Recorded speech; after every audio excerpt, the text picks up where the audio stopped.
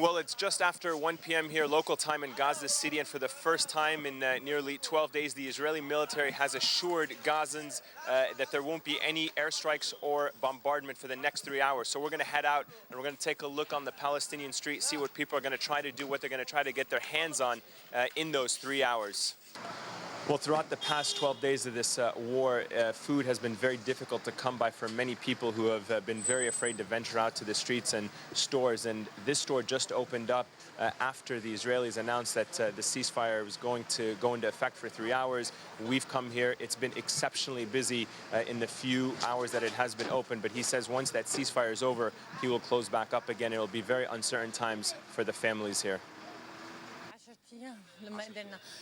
It's been 10 days since we could go out and buy stuff. We used to risk going to the places near our homes, but we would never come here. This war is a new culture for our children. Now they think about war, about planes. When we're nervous, it reflects on the children. Well, we've been suffering. Really, for the last 12 days, we've been suffering a lot. Too much suffering. For me as an adult and as a big guy, for example, well, I can stand many things, but my children, no way, they can't stand it. At least the bombing, the raids, the voice, everything. It's horrible. For us as civilians, we are suffering too much. Well, one of the most heart-wrenching scenes we've been seeing over and over again has been the long lines at the bakeries all across Gaza. You can see hundreds of people, if not thousands, line up here for hours trying to get their hands on some bread.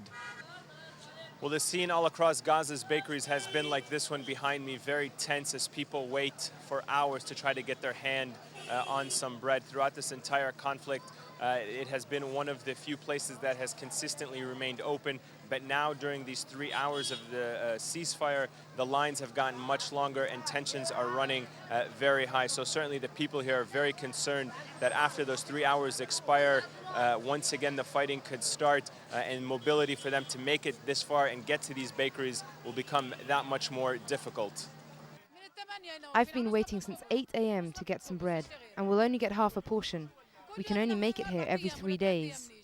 We're standing right in the heart of Gaza City on one of its major roads. You can still see a lot of the stores closed, but there is slightly a little bit more traffic. There is slightly a little bit more visibility than we have seen in the past 12 days. You can see right here, this is where an Israeli airstrike took place in the first days of this military operation. But as we've been saying all along in this war, every time there is a strike, they may not be the intended target, but the civilian population ends up paying the price. And you get a really good sense of that here. We're standing at the Adel pharmacy, and even though it's meters away from the strike, you can see how completely decimated it is. The owner here says it's his first day that he's been able to make it to the pharmacy and assess for himself the situation. He's cleaning up the pharmacy, though, but he's only doing it in the few hours that the ceasefire is actually in place.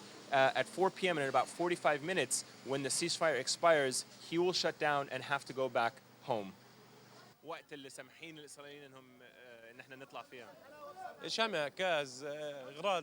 I need to buy some candles, some food, potatoes, anything for my children to eat before they start firing again. Well, in Gaza's market, people have come out. It's been extremely busy in these few hours of relative quiet.